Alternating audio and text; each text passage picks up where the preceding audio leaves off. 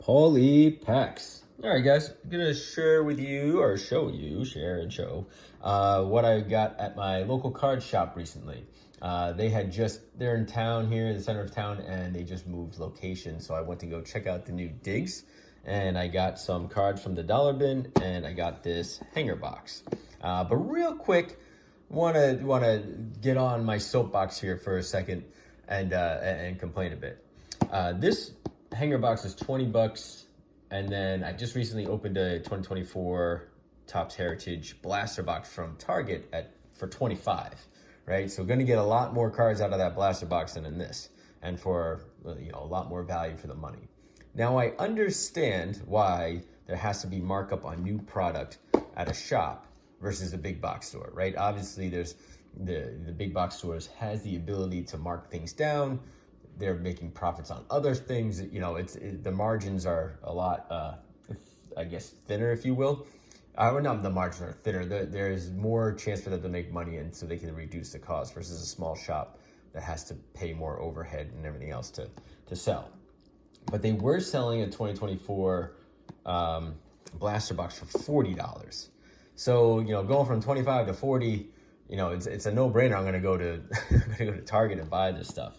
But the other thing I was kind of annoyed with was this person, I guess the guy had been buying some collections from people, and on the back wall he had all these different sets through the junk wax era all the way through new stuff. And he had price stickers on some of them, and others he didn't. One thing I was looking at was he had a couple of 1990 score open sets, and I wanted to maybe get them and see what the Bo Jackson looked like and stuff like that. So I asked the guy who was there at the time, hey, there's no price, what are you selling it for? And he said, he looked it up on eBay and he's like, oh yeah, it looks like they're going for 20 bucks, so I'll sell them for 20 bucks. To me, I was a little annoyed with that because, if you sell something, as someone who's sold a lot on eBay or other platforms, right? You sell something for 20 bucks. As the seller, you're not getting 20 bucks. After fees, whether it's an ad fee, transaction fee, sales tax, what have you, if you sell something for 20 bucks on eBay or Mercari or whatever, you're more than likely just going to get, probably 16 bucks, right? So 20 gives you 16, 20 gives you 17, maybe something like that. And whereas if you're buying it, right, you still have to pay to get it shipped. You got to pay all this other stuff too. So nothing is ever straight across the board, right? So in my mind, if you're gonna sell something live, especially if you bought it as part of a collection and you didn't have to buy it from the manufacturer, right? You probably bought it, like let's say someone came in with a bunch of stuff and you bought it for 80 bucks and you parse it out. Sell the set for, 15 bucks, right? Or even $10, right? Entice someone to come in there and go buy it and move that inventory, because otherwise you're not gonna sell it. Plus, you're gonna make money back off of the purchase that you made off of the collection, right, by parsing it out. But then somebody who can buy it live, right, is going to save money from buying it from you, and then you're still going to make just about the same amount as you would have sold it on eBay, just minus the fees, minus the taxes, and it's a cash transaction, right? So so there's no has to be any record of it or anything else. So from that perspective, I thought there was a little bit things were just a little bit too expensive in the shop. Right? And that's kind of what I don't like about card shops lately. I feel like you go into a card shop and you're not getting solid deals usually. Like you have to really hunt and peck to find good deals. And like this is why I went to the dollar box, and I'll show you some of the stuff that I got that I thought was pretty good.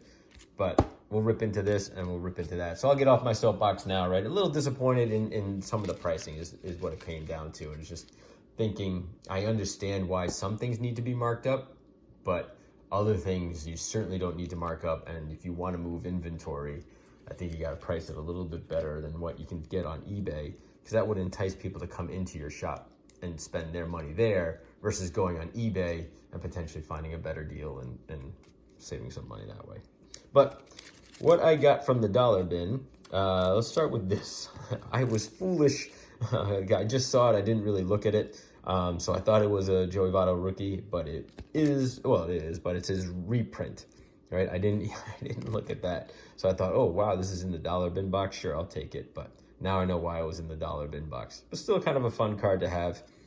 making a player lot. So I'll throw that in his player lot. Saquon Barkley just got traded to or signed with the Eagles. So serial numbered card for him for $1. Not bad. So if he has a bounce back season, I think this will play out pretty well. Deion Sanders, I always try to pick up his rookies whenever I find them, making player lots for him. His player lots usually go pretty well. So picking up his rookie for $1, not bad.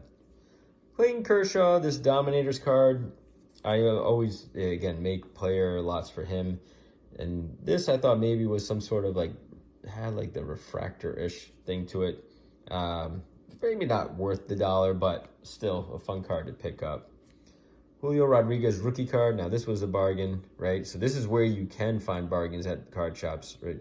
Especially if they're throwing these in there. So got this for $1. This is probably $3 or $4, but a nice card to have. See how his season pans out. Same thing with Adley Rutschman, his rookie card here for the Bowman Chrome. So always nice to have that. And then I got 2022 Bowman Shohei and Ohtanis for $1 each. So always putting his player collections together, always grabbing those cards. And these were the second year cards of Juan Soto, Bowman Chrome. 2019 is this one?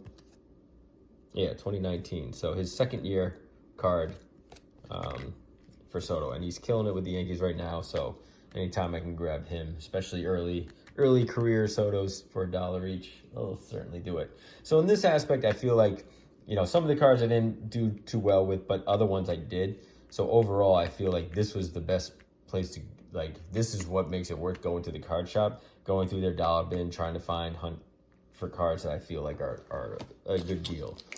Versus this piece where I'll open up the hanger box.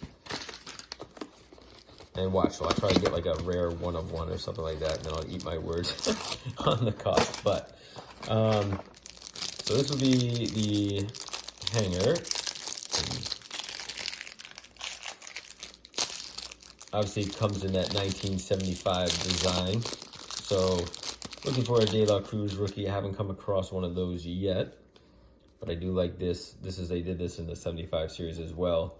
But, ooh. What's that? Oh, they put the sticker on top of it. So let's see who we got. Andrew Abbott rookie. Alex Rodriguez, Pujols most valuable players. Jose Tena. Not so sure about you. And also going to look for some short prints in this as well. Usually it's from people were telling me 1 to 100 had the short prints. Henry Davis. I don't know about you, Colton.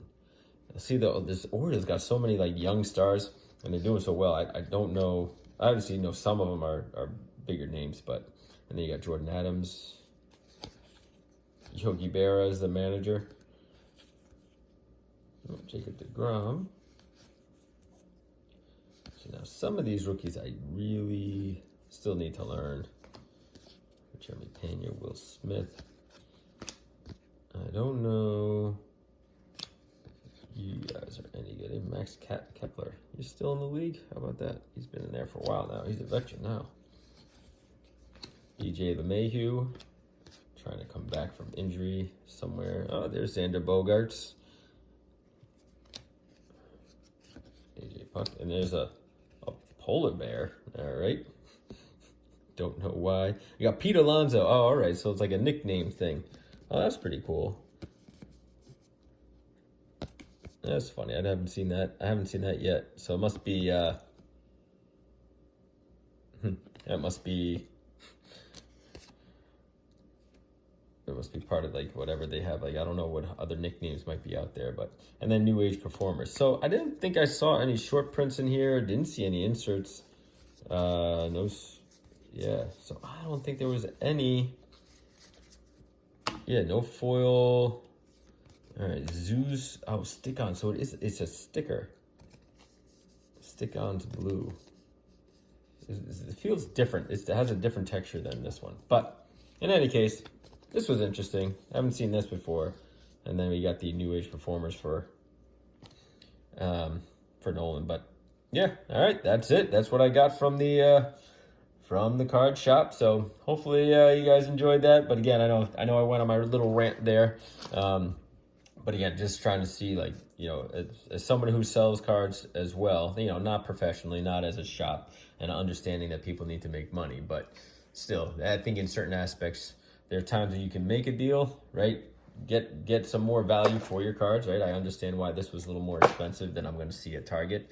But on the other hand, like, if you got stuff that's not moving, right? Price it to sell. Get people in there, get your product gone, and then bring in new inventory. All right, guys. Until then, I will see you later.